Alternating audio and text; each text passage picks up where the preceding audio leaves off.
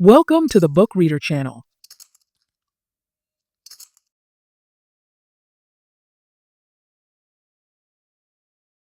It was just another routine errand for Stephanie. Drop off a few packages at the post office before heading to brunch with Stacy. But life has a funny way of changing the course of your day, sometimes even with the smallest moments. As she walked into the post office, Stephanie didn't expect anything more than a quick transaction. She was dressed casually, her light brown curls falling over her shoulders, a smile that could light up a room. That's when she saw him. He was standing at the counter, carefully weighing a package. He was older than her, maybe in his early 50s, with salt and pepper hair and an air of quiet confidence.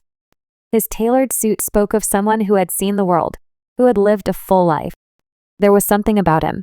His presence was magnetic, and Stephanie found herself drawn to him. When their eyes met, he gave her a small, knowing smile. "Is it always this busy here?" he asked with a voice that was both rich and comforting. Stephanie, always one to enjoy a good conversation, replied, "It's actually surprisingly calm today." "Well, that's a relief," he said, stepping aside as she moved to the counter next to him. They exchanged pleasantries, and before she knew it, she was telling him about her week, her work, and her love for traveling. His name was Charles, and he listened with genuine interest, something Stephanie hadn't experienced in a long time. "Do you like to travel?" Charles asked, his eyes lighting up as they spoke of far-off places. He leaned in just slightly, as though he was confiding in her, and in that moment, something clicked. "I do," Stephanie said. "I'd love to visit more places. You?" "Oh, I've been to more countries than I can count," he replied with a smile. "Maybe I could take you on a trip sometime." The words hung in the air, and for a moment, it felt as though time had paused. She hadn't expected to hear something like that from a stranger, let alone an older man. But there was something about him, something that made her heart race just a little faster. It wasn't long before Charles invited her to dinner, and from that night on, Stephanie's life would never be the same. "Just to be clear, you met a man at the post office?" says Stacy. "Yes," Stephanie says, grinning and stirring her coffee. "We struck up a conversation while we waited in line. I was only there to mail a package." Stacy, he was very charming. Simply put, very kind, self-assured, and articulate. Loaning in, grinning Stacy sings older, you said?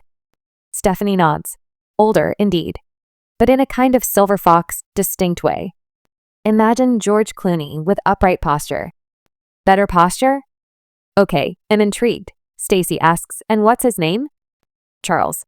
We started conversing when he informed me that he was going to drop off a box for his son.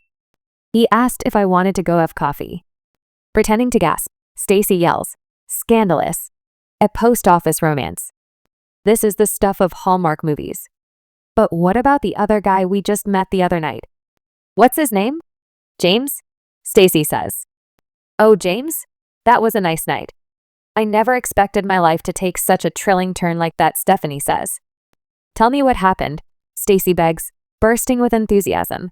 "Because you know I was in my own zone that night, same evening, when I spotted Usher in the VIP area. I turned to see if you were as excited as I was to grab his picture. You had your Kool-Aid smile on talking to this fine man. So I let y'all talk, while I went to get me a drink close to the section so I could get me a man too." The music swirled around them, the rhythm intoxicating. James leaned in closer, his breath warm against her ear.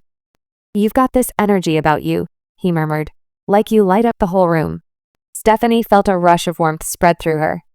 "Flattery will get you everywhere," she teased, though her heart pounded in her chest. James grinned, twirling her one last time before pulling her in. "How about I buy you a drink?" She nodded, following him through the crowd to the bar. Their conversation flowed as easily as the music, each revelation drawing them closer. They talked about travel, their love for spontaneous adventures, and the thrill of meeting someone who just got them. The night stretched on, but for Stephanie, time no longer existed. All that mattered was this moment, the electricity between them, and the promise of something extraordinary. "Girl, this is too much," says Stacy. "I know it sounds like a lot, but both men are nice. On one hand, you have Charles, he's interesting, well-traveled, and has this old-school charm that's so refreshing. And he actually listens when I talk, Stacy. It's like a lost art these days." Stacy nodding, swirling her mimosa. Okay, I have to admit, that is kind of adorable. But, I have to ask, what's the age difference here? Not that much. Stephanie sounding defensive. Maybe. 15 years? 20 at most? Stacy laughing, holding up her hands. Hey, no judgment. If he makes you happy and isn't secretly a time traveler from the 1950s, I say go for it. Smirking, Stephanie says. Even if he is a time traveler, that just makes it more interesting. Now, on the other hand, we have James. He's just a breath of fresh air. And fun to talk to that night. I might see him around. But I doubt it. Stacy tapping her glass to Stephanie's. To unexpected romance and well-postured silver foxes. They clink glasses, laughing as their food arrives. Stephanie groaned as the blaring alarm shattered her sleep. Her head pounded, a reminder of yesterday's bottomless mimosas with Stacy. She was running late. Throwing on clothes and grabbing a half-eaten granola bar, she dashed out the door. Traffic was brutal, but she had no time for caution. Her foot pressed harder on the gas, her mind clouded with thoughts of work deadlines. A blinding flash, a screech of tires, the deafening crunch of metal against metal. Darkness. Stephanie's eyelids fluttered open to the sterile glow of fluorescent lights. The rhythmic beep of a heart monitor filled the room. A dull ache throbbed through her body. She was in a hospital. A soft knock at the door drew her attention. A man in a white coat stepped inside, holding a clipboard. Her breath hitched. It was Charles, the older gentleman she had met at the post office weeks ago. Stephanie, he said, his voice calm yet filled with concern. You're awake.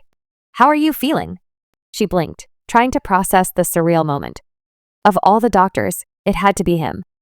I don't know, she murmured. Am I dreaming? Charles chuckled. No dream. Just an unfortunate accident. But you're lucky. It could have been much worse. As she stared at him, a strange realization dawned. Fate had brought Charles back into her life at the most unexpected time. But why? Charles called and visited every day, checking on Stephanie as she recovered. He was there in the mornings with coffee, in the afternoons with books and magazines, and in the evenings just to talk, making sure she had everything she needed. His presence became a comfort, a warmth she hadn't expected. Stephanie found herself looking forward to his visits. Each time he walked through the door, she felt a little lighter, a little more at ease.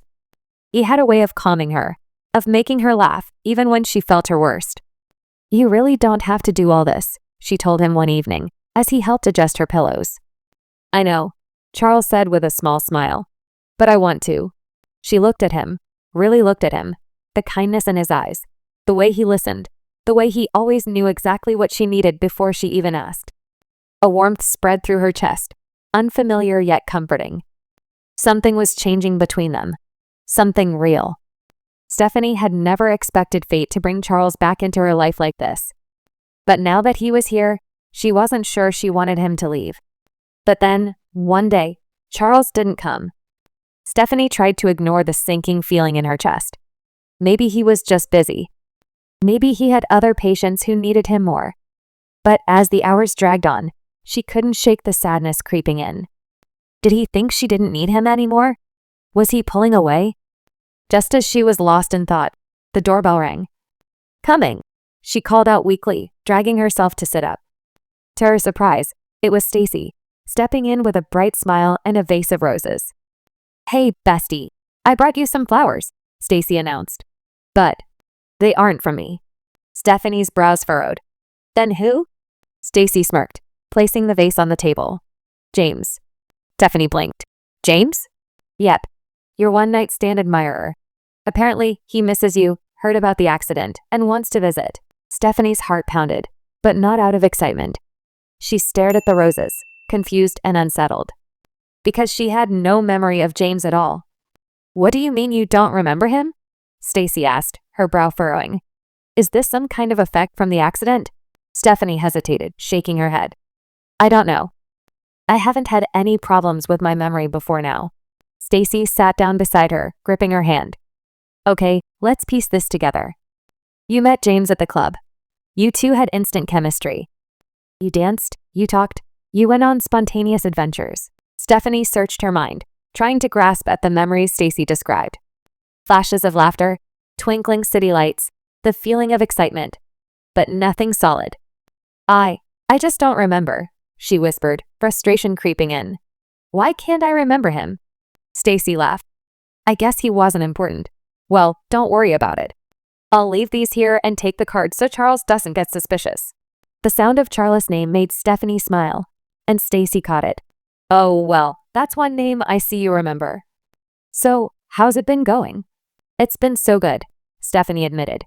I can't stop thinking about him and the way he's been stepping up, making sure I have everything I need.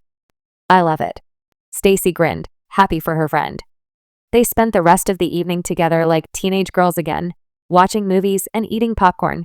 But in the back of Stephanie's mind, she was still trying to remember James. Coming back home from the store, as Stephanie tried to reclaim the rhythm of her life, an unsettling feeling of being watched crept in. The flowers from James were only the beginning. She would catch glimpses of a shadow outside her window, the sensation of eyes trailing her as she walked to her car.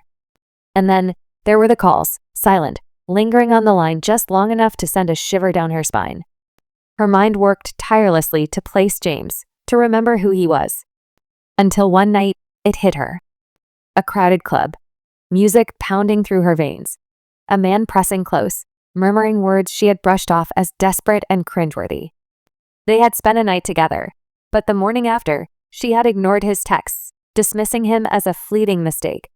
Now, he was back. As Stephanie obsessed over Charles' disappearance, she scoured the places he frequented, his apartment, his favorite coffee shop, nothing. The police wouldn't take her seriously yet, but she knew something was wrong. Then, the truth began to unravel in the most unexpected way. James was always there, lingering just beyond her reach. He wanted her to remember. But why? Then, she recalled something else, a day at the post office when she had first met Charles. He had been sending a package to his son. James? Stephanie had been seeing James everywhere. In the corner of her eye at the grocery store, standing across the street from her apartment, always just far enough away to make her question her own sanity. She couldn't take it anymore. She needed answers. One evening, she found him waiting outside her building. Instead of running, she walked straight up to him, her heart pounding. "Where is Charles?" she demanded, her voice shaking. "Did you do something to him?" James smiled, an eerie, unsettling grin. "You finally remembered me, Stephanie," he said, as if they were old lovers reunited. "I know about the package," she pressed on, ignoring the dread pooling in her stomach. "I know Charles sent it to you. I know you are in prison. What did you do to him?" James stepped closer, his voice a whisper that sent chills down her spine. "Charles won't be coming back," he murmured. "Because, Stephanie, you are my girl now. I will love you forever." Her breath caught in her throat. The truth was out. James had done something to Charles, something irreversible. And now, he had set his sights on her. But James had no interest in redemption, only possession. Charles had loved Stephanie. And for that, he had paid the ultimate price. As the walls of her world closed in, Stephanie realized she was alone in James' grasp. And if she didn't fight back, she would be his forever. Stephanie's survival depended on outsmarting the man who had already erased his own father from the picture. But would she uncover the full extent of James' madness before it was too late? Thanks for tuning in, everyone. If you enjoyed this episode, don't forget to hit that subscribe button and turn on notifications so you never miss a new one. I'll be back with the next episode of the series every Wednesday, so mark your calendars and stay tuned. Catch you next time.